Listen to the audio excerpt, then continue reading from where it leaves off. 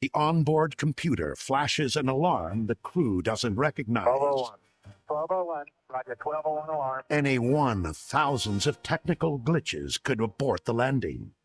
But Houston quickly diagnoses the problem as non-critical, an overloaded computer. 1201 alarm. That type, we're go, flight. We're go. Same type, we're go. That's when real trouble threatens the mission. 540 feet down at 30, and at 15.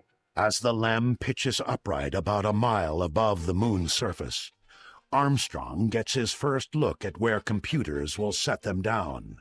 A field of boulders, any one of which could prove deadly. Armstrong wraps his hand around the joystick and takes manual control. In ass down, 220 feet. 13 forward. With fuel running out, Armstrong flies the LEM like a helicopter.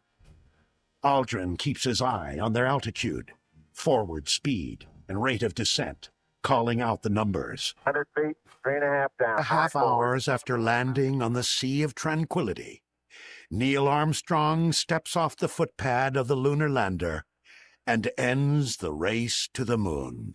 That's one small step for man, one giant leap for mankind. For 2 hours and 31 minutes, Armstrong and Aldrin share their observations. Surface is fine and powdery. I can kick it up loosely with my toe. There seems to be no difficulty in moving around as we suspected. It has a stark beauty all its own. It's like much of the high desert of the United States. It's different, but it's very pretty out here.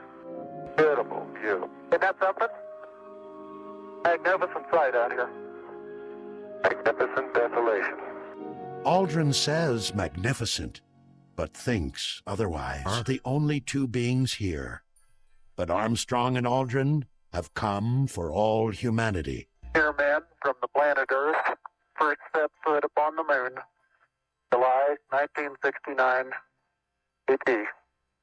It came in peace for all mankind. The primary and secondary struts are in good shape. With future moon landings dependent upon its integrity, the LEM is examined closely. Antennas are all in place. There's no evidence of problem underneath the LEM due to either the engine exhaust or drainage of any kind. What little science this mission has time for is conducted with a seismometer. A core sampling is taken. I hope you're watching how hard I have to hit this into the ground to the tune of about 5 inches, Houston. No trip is complete without souvenirs. Commander Armstrong tallies up their take of moon rocks for study back on Earth.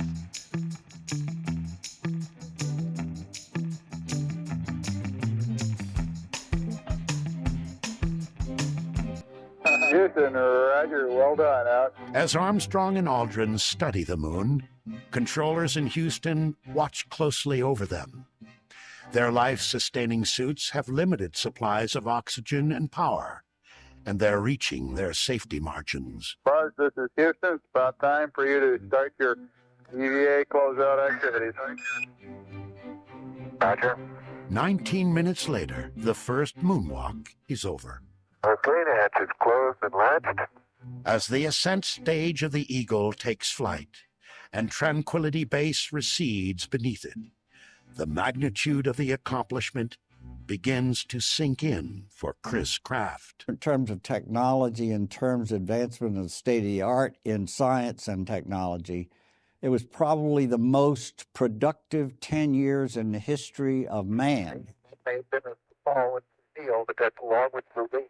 And we landed, and the first thing Pete did when he got out was go around and looked and see if Surveyor was in that crater. You'll never believe it. Look what I see sitting on the side of the crater. The old Surveyor, huh? The old Surveyor, yes, sir. Does that look neat? It can't be any further than 600 feet from here. We have a good shot of you there, Pete. Live television from the moon is now in color. Okay, Houston, I'm going to the TV chamber now. But the achievement Out here in the wonders of the unknown at Hadley, I try to realize there's a fundamental truth to our nature. Man must explore. When Apollo 15 Commander Dave Scott descends the LEMS ladder 2 years after Neil Armstrong, he achieves his own first. Scott climbs aboard the first lunar rover with crewmate Jim Irwin, and, as space first motorist, proceeds to peel out. This is really a rock and roll ride, isn't it? Never been on a ride like this before. Oh boy. I'm glad they got this great suspension system on this thing. More than just a toy, the moon buggy is a science platform, allowing astronauts to venture farther from the LEM than the previous 3 Apollo missions. During 10.5 hours, Scott and Irwin cover 17 miles and examine many interesting sights.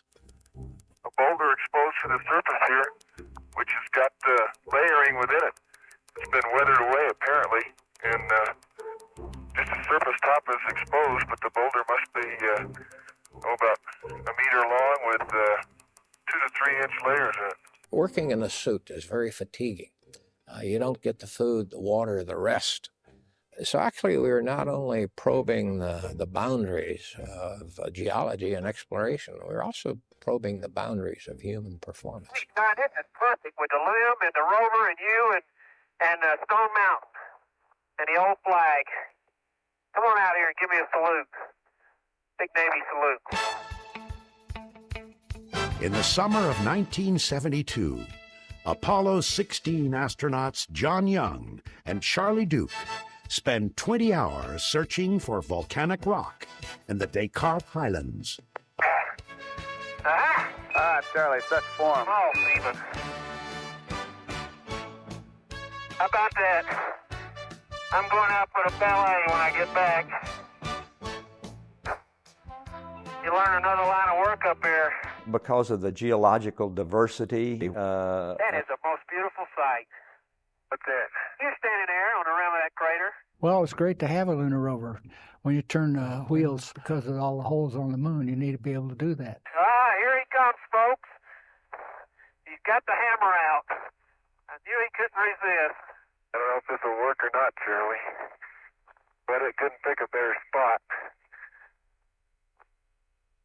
Here we go. Hot dog. He did it. It's a very friable rock, apparently, Houston. Yeah, outstanding. Science was certainly in the front seat, completely to the science of it. We'll sample right there and get you a scoopful of this underlying regular. Hopping over hill and dale. Da da da da da da da da da da da. Hippity hopping along.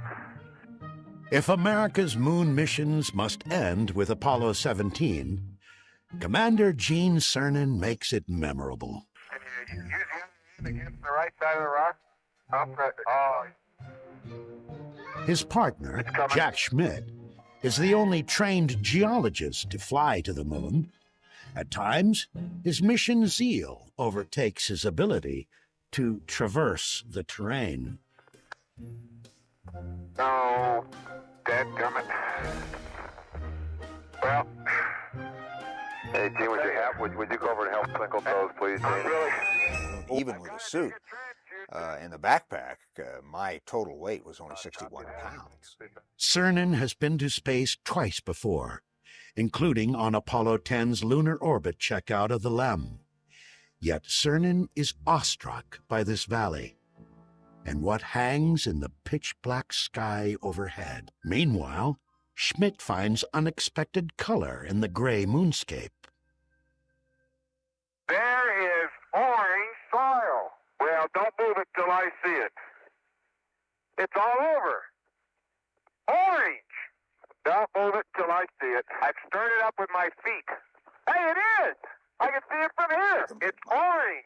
The next day, Cernan ends Apollo 17's 75-hour sortie as the last man on the moon. This valley of history has seen mankind complete its first evolutionary steps into the universe, leaving the planet Earth and going forward into the universe. I think no more significant contribution has Apollo made to history. It's not often that you can foretell history, but I think we can in this case. I wanted to stop the clock. I wanted to push the freeze button. I needed time to try and understand where I've been and what I've done, what the last 75 hours have meant to me, have meant to you. Was the risk worth what I have just, whatever it was? 1972. Human exploration of the moon is ceased. 2, 1, ignition. Right away, Houston. What I felt, and also the sense of a grand human adventure that had ended too soon. We had just begun to scratch the surface of what the moon could tell us, and we